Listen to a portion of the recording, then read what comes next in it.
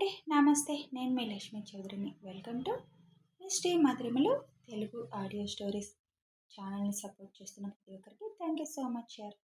ఇంకా సబ్స్క్రైబ్ చేసుకునే వాళ్ళు సబ్స్క్రైబ్ చేసుకొని సపోర్ట్ చేయండి. బృందావనం పార్ట్ 62తో మీ ముందుకు వచ్చేసాను. కథలోకి వెళ్లే ముందు లైక్స్ హైప్స్ మర్చిపోకండి యార్. ఇక కథలోకి వెళ్ళిపోదాం. ఐషు హాస్పిటల్లో ఉండగానే ఆశి వస్తారు. సత్యం వాళ్ళని తీసుకొస్తారు. ఐషు క్యాబిన్లో ఉండగా ఇద్దరు గుడ్ ఈవినింగ్ పిచ్చమ్మ అంటూ లోపలికి వస్తారు. మీరెందుకు బంగారాలు ఇక్కడికి వచ్చారు? ఊరికే మా ఇంట్లో ఉండి బోరు కొడుతుంది, అందుకే ఇలా వచ్చాం అని అంటారు ఇద్దరు. అయినా మైక్ మామ వాళ్ళు రాజంకుల్ వాళ్ళ ఇంటికి వెళ్ళారు, ఇంకెవ్వరూ లేరు ఇంట్లో, అందుకే వచ్చాం. ఇప్పుడు నిజం చెప్పండి. నిజం మా, ఈ మధ్య నువ్వు అస్సలు మమ్మల్ని నమ్మడం లేదు మా అని అలిగినట్టు మొహం పెడతారు. మీ వేషాలు చాలు కానీ అసలు మ్యాటర్లోకి రండి. నువ్వు టూ స్మార్ట్ అమ్మా అంటూ ఐషు ఎదురుగా టేబుల్ మీద ఎక్కి కూర్చుంటారు. కాకాచాలు విషయం చెప్పండి. మరేమో మాకు మీరందరూ ఇచ్చిన పాకెట్ మనీ ఉంది కదా కిడ్డీ బ్యాంకులో, వాటితో అన్వేష్ బాబాయ్కి, అమృత పిన్నికి ఏదన్నా గిఫ్ట్ కొంటామ్మా అని అంటారు ఇద్దరు ఒకేసారి. అవి మీరు పూర్ పీపుల్కి ఇవ్వాలి అనుకున్నారు కదా, ఎక్కువ వచ్చాయి కదా, ఈసారి సగం అటిచ్చి సగం ఇటిస్తామ్మా. అయినా మీ బాబాయ్కి గిఫ్ట్ మనం ఇంట్లో వాళ్ళం, మనం ఇచ్చేదేంటి కన్నాలు? అలా అయితే నాన్నెందుకు బాబాయ్ వాళ్ళకి ట్రిప్ ఏదో పంపిస్తున్నారు గిఫ్ట్గా? మీకు వయసుకు మించి తెలివితేటలు ఎక్కువయ్యాయి బాగా, అసలు అన్నీ తెలిసిపోతున్నాయి ఇద్దరికి. హిహి, అది మా తప్పు కాదమ్మా, నీ జీన్స్ వచ్చాయి, మరి మమ్మల్ని ఏం చేయమంటావు? నేను చదువులో మాత్రమే ఫాస్ట్ ఉన్నాను, మీలా అన్నిట్లో కాదు అంటుంది చిరుకోపంగా.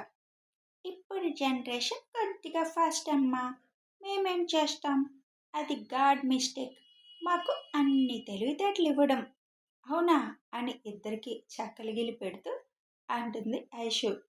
మా, ఇప్పుడు చెప్పు, బాబాయ్ వాళ్ళకి మేమిస్తామమ్మా, సరదాగా ఏం కొనాలి?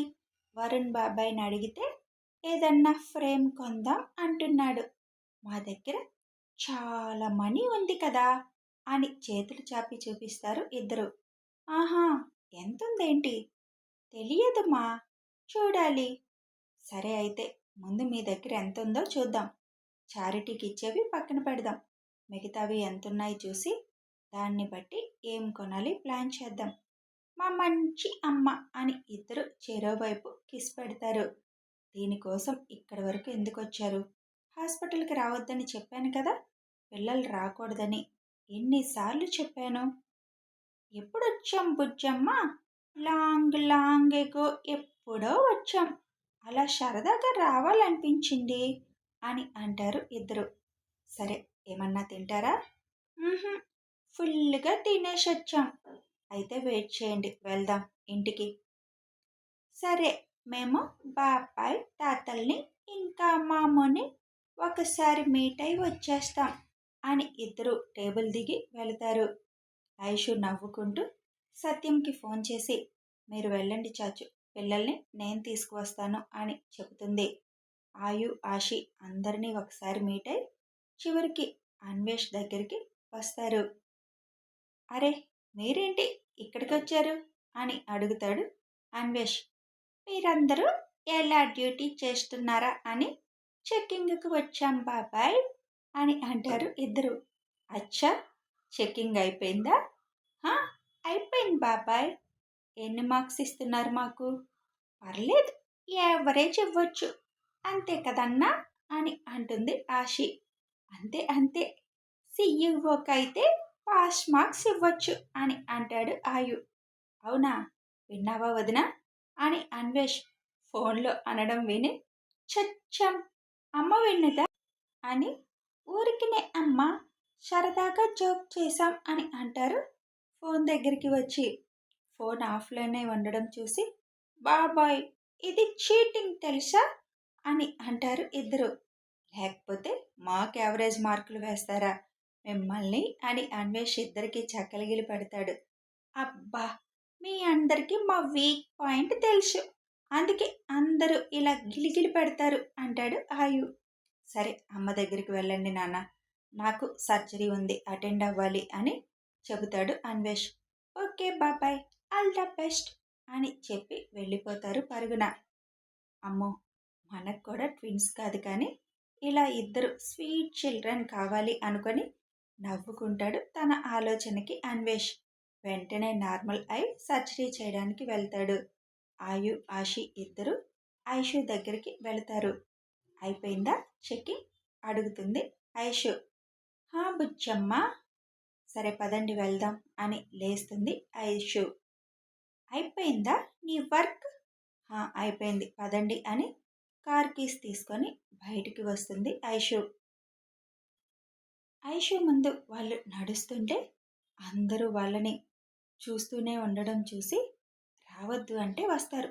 అందరి కళ్ళు మీ మీదే ఉన్నాయి అనుకుంటుంది ఐషు. ఇద్దరు కారులో కూర్చున్నాక మా ఐస్ క్రీమ్ అంటారు ఇద్దరు. వెళ్దాం అని కారు స్టార్ట్ చేస్తుంది ఐషు.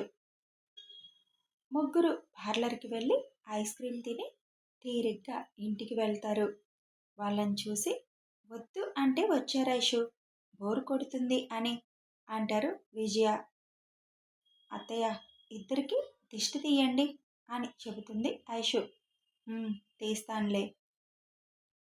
నీరసంగా కనిపిస్తున్న వాణిని చూసి ఏంటత్తయ్య అంత నీరసంగా ఉన్నారు అని అడుగుతుంది ఐషు. కార్డ్స్ ఇవ్వడానికి వెళ్ళారుగా మీ మావయ్య అత్తయ్య, ఒక్కరోజుకే మీ అత్తయ్యకి నీరసం వచ్చింది అని నవ్వుతూ చెబుతారు అనురాధ. ఇంకా ఉన్నాయా అత్తయ్య? ఐషు, రేపు కూడా ఉంది కార్డ్స్ పని అని నీరసంగా చెప్తారు వాణి. అదైపోతే ఇంకేం పని ఉండదుగా, కొంచెం తప్పదు మరి అని అంటారు విజయ. ఇంకా వారం రోజులే ఉంది పెళ్ళి అని అంటుంది ఐషు. మీ వదిన మరిది హాస్పిటల్కి ఎప్పటి నుంచి సెలవులు పెడుతున్నారు మరి అని అడుగుతారు రుక్మిణి గారు. 3 రోజుల ముందు పెడతాంలే అత్తయ్య. ఇప్పుడు నుంచి ఉండి చేసేదేముంది, మీరున్నారు కదా చేసుకోవడానికి, మేం చేసేవేమున్నాయి అని అంటుంది ఐషు. అప్పుడే శివ్ ఒక వీడియో ఐషుకి పంపిస్తాడు.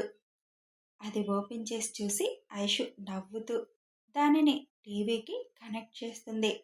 అందరూ ఏంటది అని చూసి అమృత రాగిణికి ఇస్తున్న క్లాస్ చూసి అరే వా, మా కోడలు అదరగొట్టిందిగా అంటారు నరసింహ.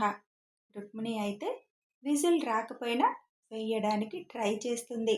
అప్పుడే లోపలికి వస్తున్న వంశీ, హలో ఏం చేస్తున్నావు అని అడుగుతారు రుక్మిణిని. ఒక విజిల్ వేయాలి అంటుంది రుక్మిణి. ఐషు అన్నిసార్లు నేర్పించినా రాలేదు. వంట రాదు, పని రాదు, ఆఖరికి ఇలాంటి యాక్టివిటీస్ కూడా రావు, ఇంకేం వస్తుంది నీకు అడుగుతారు వంశీ. చిన్న తాతు పూరి చేయడం వచ్చు కదా చిన్న నానికి అంటుంది ఆషి. మీరే మెచ్చుకోవాలి మీ నాను పూరిని అని అంటారు వంశీ. ఈ రాగినికి అస్సలు బుద్ధి రాదు, అమ్మ కూతురిద్దరు చెడ పుట్టారు అని అంటారు రాజ్యం గారు విసుగుగా.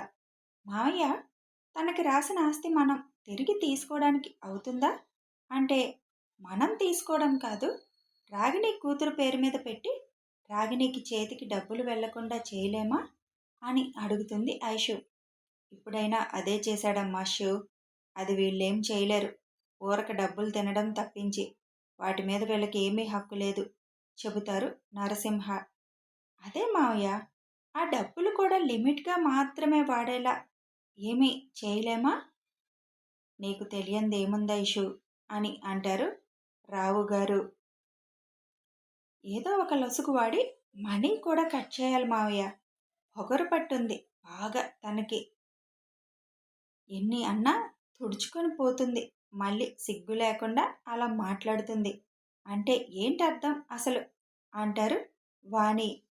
పోనీలే, చిన్న కోడలు కూడా బాగానే ఇచ్చింది కదా, దాని గురించి ఎక్కువ మాట్లాడడం కూడా వేస్ట్, వదిలేయండి ఇంకా అని రావు గారు అంటారు. స్నేహ ఇంకా రాలేదేంటి పిన్ని అడుగుతుంది ఐషు. ఒక 3 రోజులు నైట్ 9 వరకు అక్కడే ఉండి స్టిచ్ చేయిస్తుంది అంట. ఎక్కువ కష్టం అంటే స్నేహదే. స్నేహ కోసం ఎవరైనా వెళ్తారా అత్తయ్య? కన్నాని వచ్చేటప్పుడు పిక్ చేసుకోమని చెప్పనా అని అడుగుతారు విజయ. ఆహా, వరుణ్కి అప్పగించాడు స్నేహ బాధ్యత శివ్ అని చెబుతారు అనురాధ. మైక్ బ్రో ఇవాళ అక్కడే ఉంటారుగా అడుగుతుంది ఐషు. "హా, ఇవాళ రాజు వాళ్ళ ఇంట్లో, రేపు కిరణ్ వాళ్ళ ఇంట్లో అంట స్టే. ఇక ఎల్లుండి నుండి ఏదో డ్యాన్స్ ప్రాక్టీస్ చేయాలి అంటున్నాడు మైక్. బ్రోకి డ్యాన్స్ పిచ్చి అత్తయ్య. అమెరికాలో కూడా ఏదన్నా ఫంక్షన్ అంటే బ్రో డ్యాన్స్ అనేవాడు. అంత పిచ్చి అంటుంది ఐషు. కాసేపు అక్కడే కూర్చొని తర్వాత ఐషు పైకి వెళుతుంది. ఐషు వెనకే ఆయు ఆషి వెళ్ళి వాళ్ళ కిడ్డీ బ్యాంక్ కిట్ పట్టుకొని ఐషు వాళ్ళ రూమ్కి వెళతారు.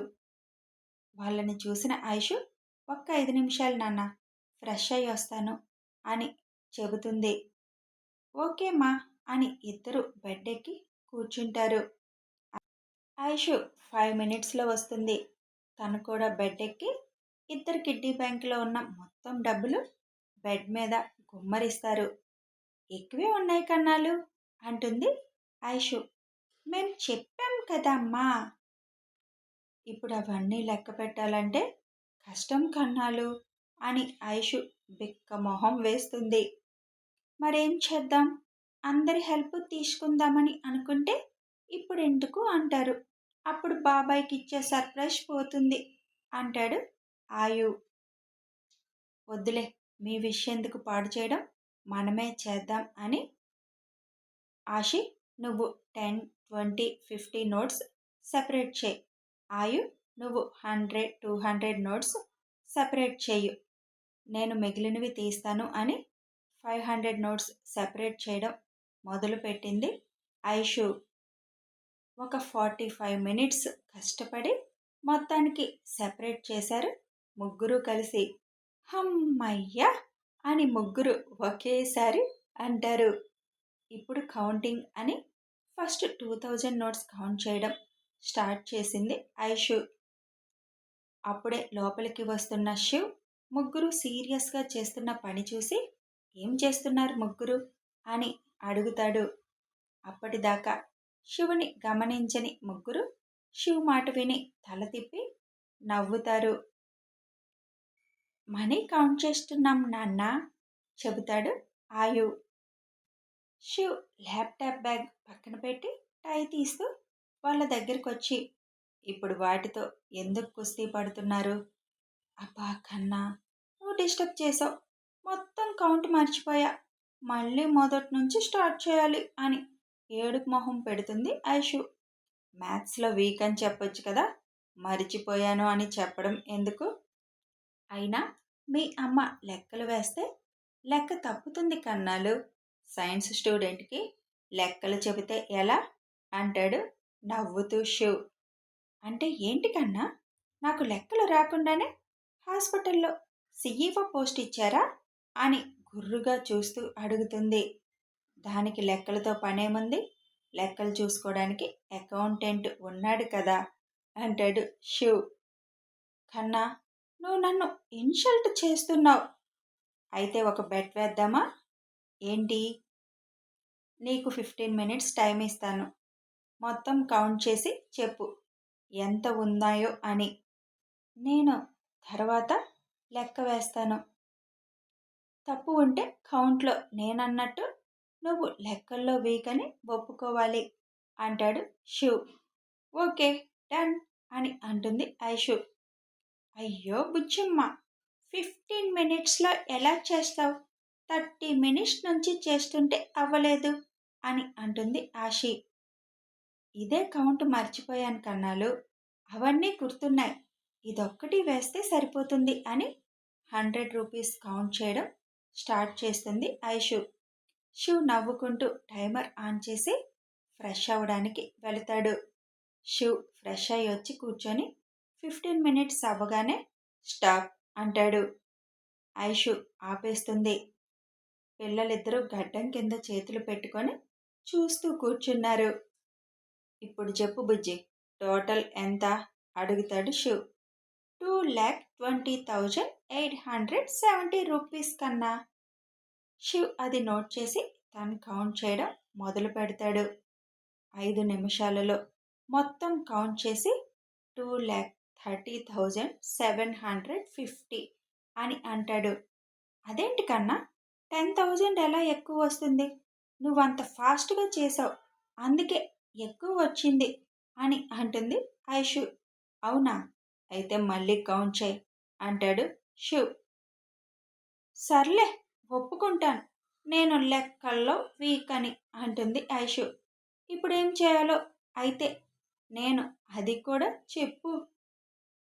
కథ కొనసాగుతుంది. మరి బెట్లో ఓడిపోయిన ఐషుని ఏం చేయమంటాడు శివ్? తెలియాలి అంటే రేపటి వరకు వెయిట్ చేయాల్సిందే. వీడియో నచ్చితే ఛానల్ని సబ్స్క్రైబ్ చేసుకొని కథని ఫాలో అయిపోండి యార్. అలాగే ఒక లైక్ చేయండి, షేర్ చేయండి, కామెంట్స్ రూపంలో మీ అభిప్రాయం తెలపండి. Thanks for watching and listening.